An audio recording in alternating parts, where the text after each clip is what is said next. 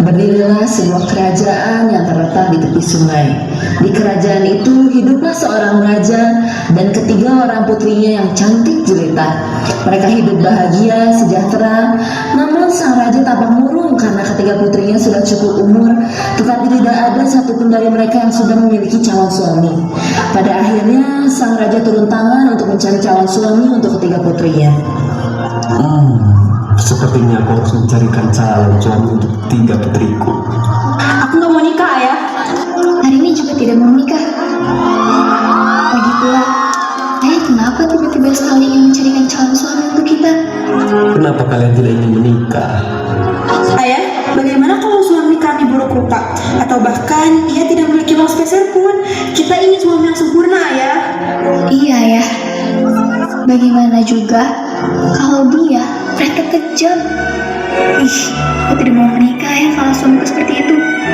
Dengarlah putri-putriku, ayah tidak mungkin memberikan suami seperti yang kalian bayangkan. Baiklah, tidak bisa menyangkal perintah Ayah kali ini.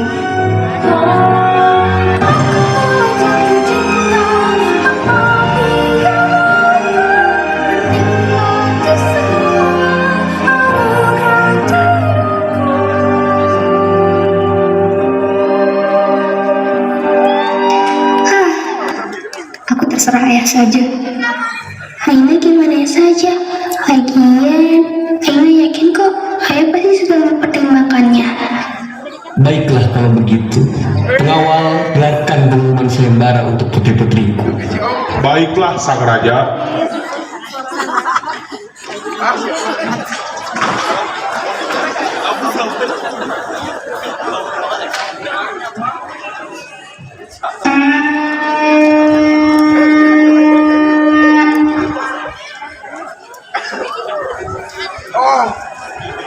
Pengumuman, dengar sang raja mengadakan sayembara untuk seluruh rakyat. Barang siapa yang bisa membangun istana kerajaan dan jembatan di seberangi sungai untuk para putri-putri raja, maka ia akan dijadikan suami untuk para putri-putri raja.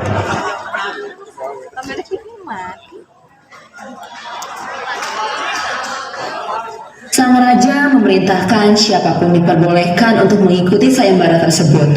Tak lama setelah sayembara itu diumumkan, datanglah dua pemuda yang gagah dan tampan.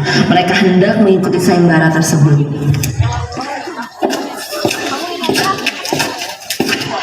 Sang Raja, apakah Raja yang menggelar sayembara? Iya, apakah kalian bersedia mengikuti sayembara untuk putri-putriku?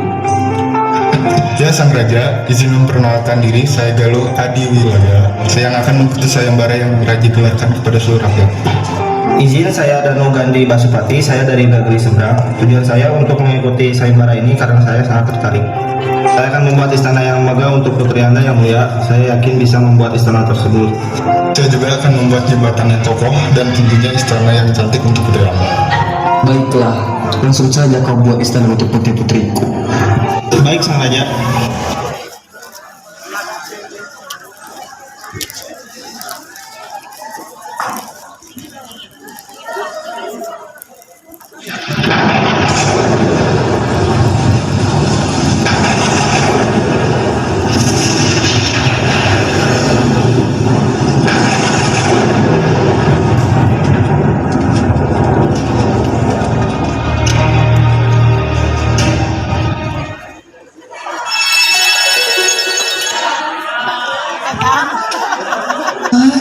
Lihat dua laki itu, ia berhasil membangun istana dan jembatan.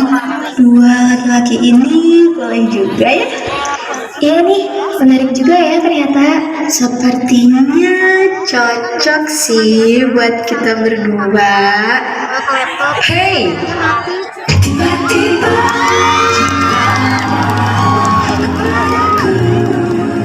saat ku mulai mencari cinta, tiba-tiba cinta datang kepadaku.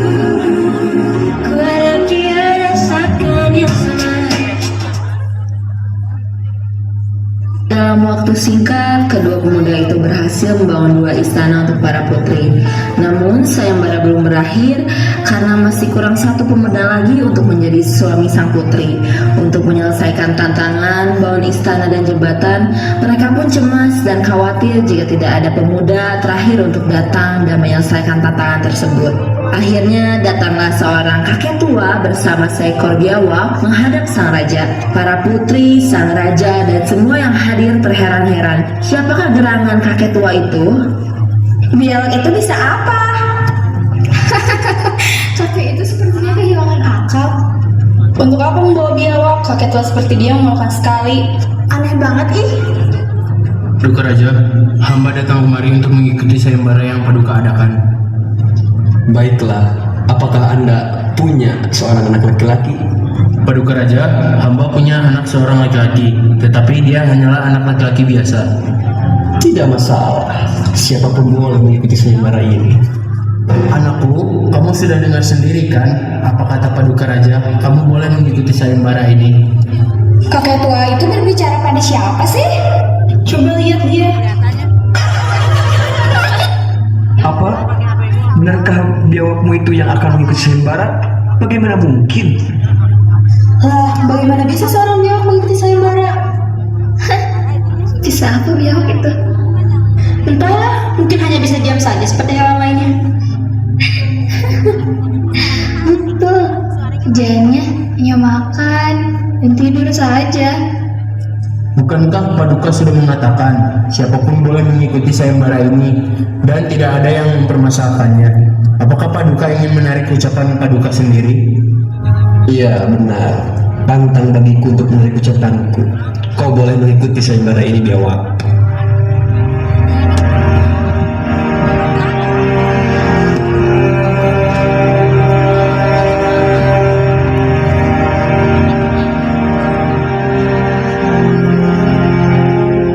Biawak pun langsung bekerja membangun istana dan jembatan untuk putri raja. Sungguh ajaib, keesokan harinya istana dan jembatan yang dibuat oleh sang biawak sudah berdiri kokoh. Itu artinya salah satu putri raja akan dinikahkan oleh sang biawak.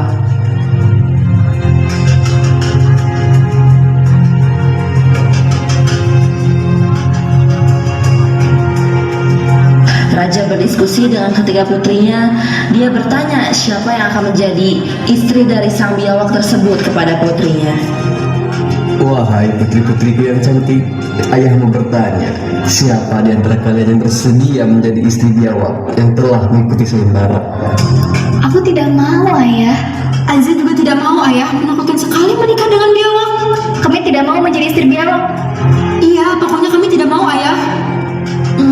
Bagaimana kalau putri Bun saja yang menikahi biawak itu, ayah? Iya, ayah. Putri Aina saja yang menikahi biawak itu. Bagaimana, Aina? Apa kau bersedia untuk menikahi biawak itu? Aina bersedia kok menjadi istri biawak itu demi menjaga kehormatan ayah. Aina sangat menyayangi ayah. Aina, terima kasih banyak putri bungsuku.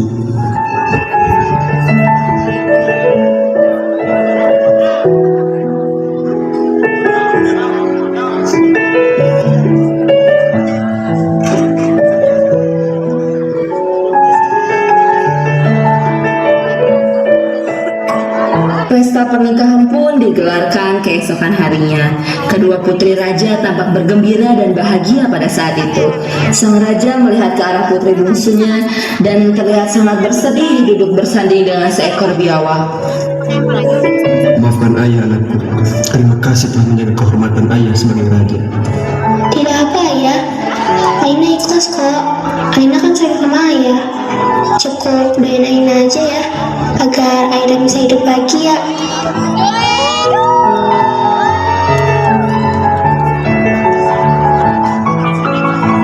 Malam pun tiba, semua putri dan suaminya pergi ke kamar mereka masing-masing.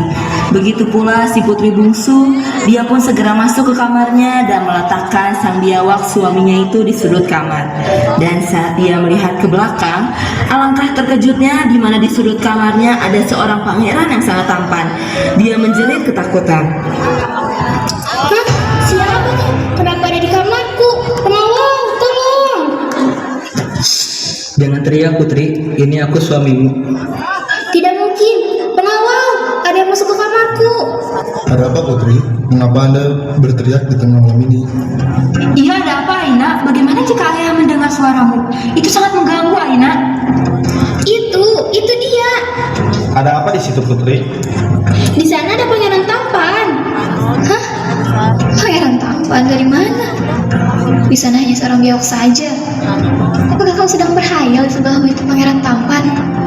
Jangan berharap kau Aina. Kau hanya menikah dengan biawak saja. Tapi tadi Aina lihat ke situ kak. Aina yakin kok. Tapi sekarang kemana perginya? Di mana sih Aina? Aku hanya melihat seorang biawak saja. Membawa aku saja.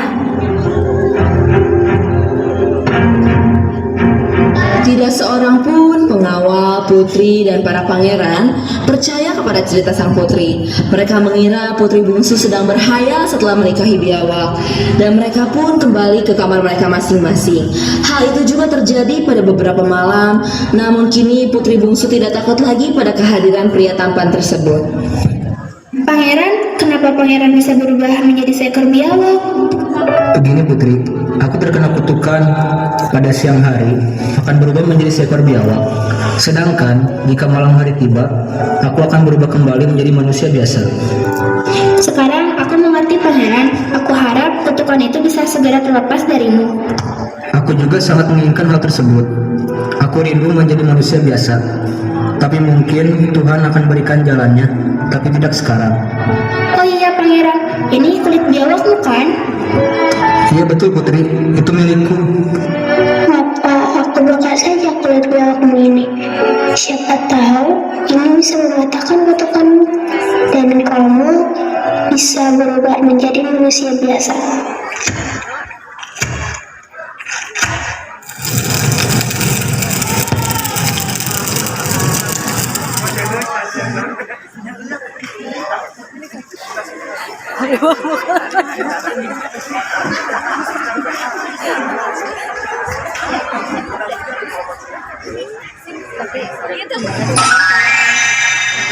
Putri, kutukanku hilang. Aku tidak berubah menjadi biawak lagi. Sekarang aku seperti manusia pada umumnya.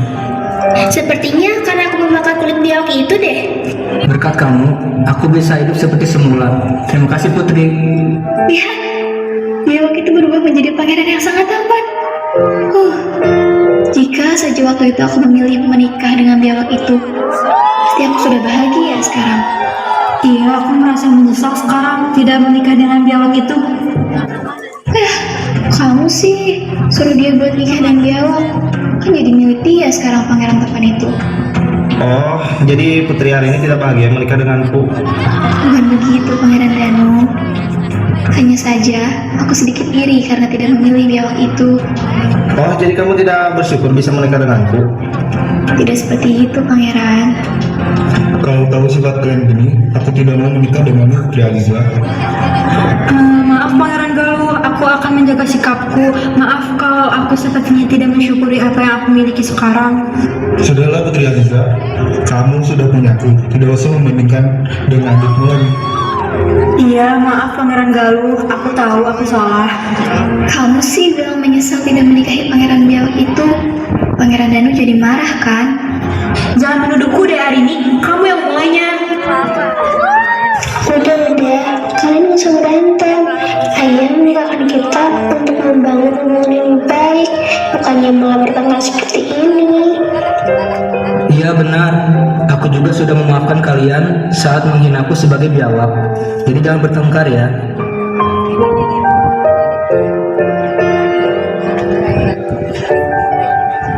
Seketika ketiga bersaudara itu termenung memikirkan ayahnya yang berjuang untuk menikahkan mereka dengan pria yang baik. Mereka hanya mementingkan egonya dan tanpa disadari banyak membantah ucapan sang ayah. Ada perasaan bersalah di hati mereka sebagai seorang anak. Namun akhirnya seiring berjalannya waktu, mereka mulai membiasakan diri dan mensyukuri apa yang telah terjadi.